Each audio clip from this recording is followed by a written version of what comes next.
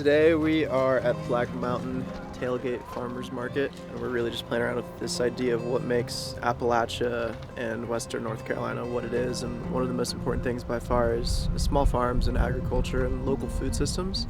And a lot of them have obviously been severely affected by the storm. Tropical Storm Helene brought serious damage to agriculture all throughout Western North Carolina. Days of torrential rain and flooding washed waste and chemicals through what were once produce, livestock, and Christmas tree farms.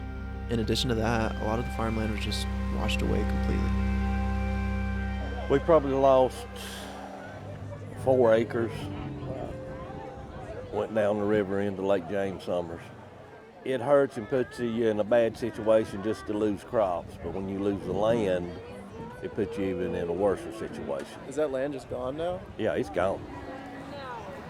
I'm farming in 3 urban plots in Black Mountain, and 2 of them are on Flat Creek Road, and Flat Creek became a raging river during the storm and completely washed everything away. It needs massive topsoil remediation, so thousands of dollars of compost need to happen. But luckily, this community has been so helpful. And one of the things we kept hearing from all these vendors and farmers was the outpouring of support for local agriculture in the wake of the storm. In spite of the tragedy, the local community showed up for those affected. How does this hit for you guys, being in fall, at a time when y'all are probably pushing a lot of your products in the farmers market? Has that affected y'all at all? The community response to this market is unbelievable. I mean, to the point where when this is all said and done for the season, the storm won't have affected our bottom line as far as sales. These people who buy from us were the first ones to ask us how we fared through the storm. They were the first ones to hug my wife and cry about it. Truly, I feel like these folks really do care. So we're meeting up with Mary Carroll from Red Scout Farms. We're coming out to her farm here in Black Mountain near the Tailgate Farmers Market, but up in the mountains, which is really cool. We're in really cool property right now.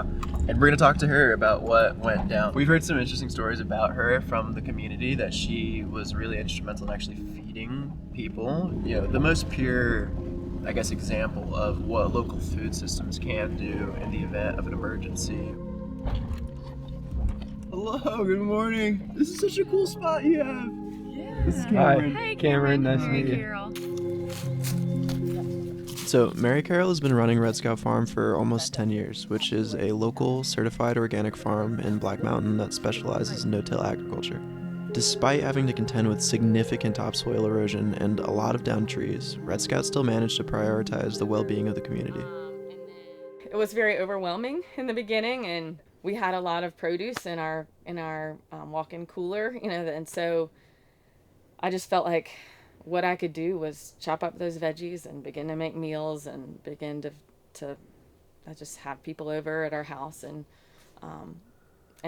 eat together. But it really is multiple small-scale things that do sustain the greater society, and I think that that's kind of where society has fallen apart. It's we've homogenized into this big thing where we just rely on these giant stores, but what we need are these small, intimate connections. There were probably 30 people in our living room when we were eating, and I was standing beside a 20-something woman who was born in Zimbabwe who lived on our street, and I realized there's people from 5 different continents. They were born on 5 different continents that are in this room right now, from age 3 to 88.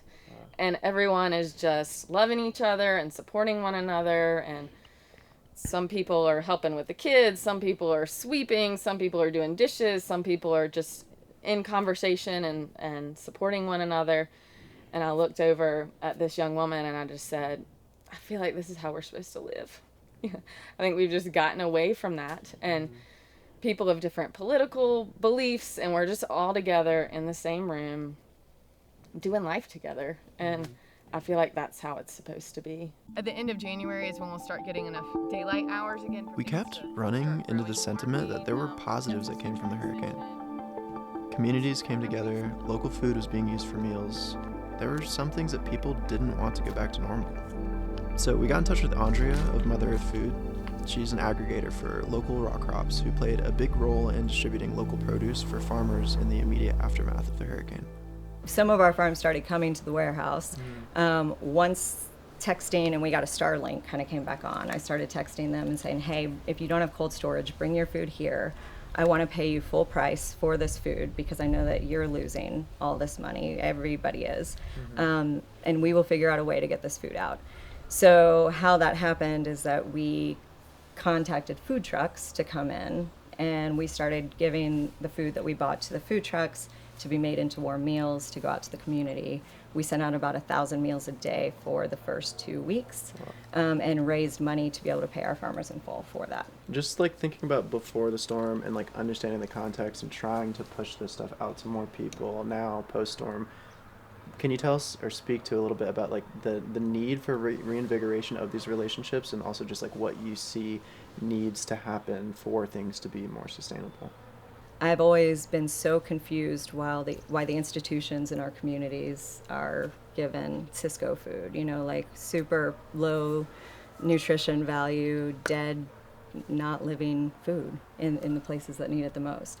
And so I've heard people say, well, a lot of these mutual aid and meal companies, like, they're only here until things go back to normal.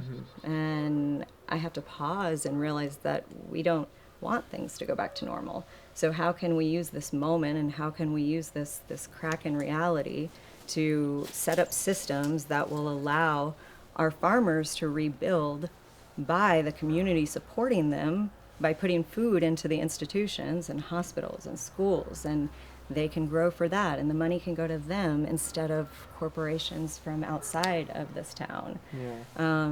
It just makes so much sense.